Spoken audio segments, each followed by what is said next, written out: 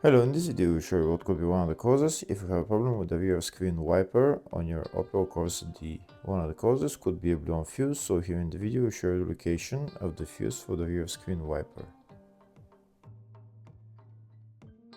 Before I show you the location of the fuses, first I'll show you how to test the fuses, if they're good or bad. I'll show you how to test the fuses using a multimeter and a test light. First, I'll show you how to test the fuses with the test light. For this purpose, we need to turn the ignition on.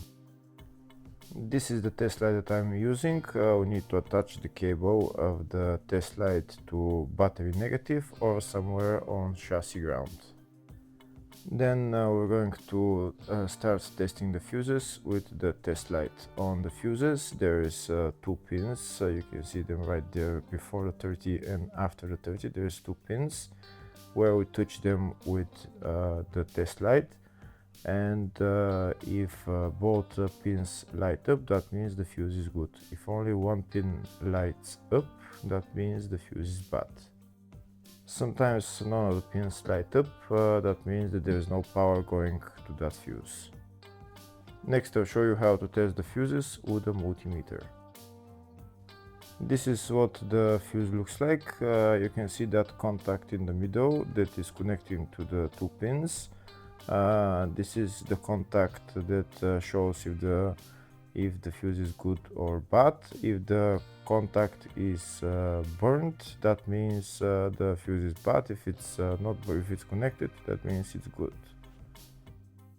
When we test the fuses, we should measure resistance with the multimeter. So when we turn the multimeter on, we should turn it to 20k ohms.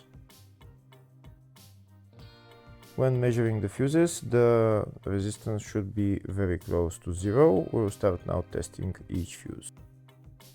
First, we'll touch both cables together of the multimeter just to see if it measures resistance. You can see there is no resistance in the cables, but it measures 0 ohms. Now we'll start measuring the first fuse, and we'll see what will show. It's showing 0 ohms, so that means this fuse is good. Next, to test the second fuse, it's showing 0 ohms, so that means that fuse is good. Now we'll test the third fuse. Third fuse is also showing 0 ohms, so that means that fuse is also good. Next, we'll test the fourth fuse, and it doesn't show 0 ohms, it says 0L, which means open circuit. That means that fuse should be bad. Now we'll see what the condition of the fuse is visually. We can see that contact in the middle that's connecting to the two pins is broken, so that's why it's showing open circuit. That means the fuse is bad, so it needs to be replaced.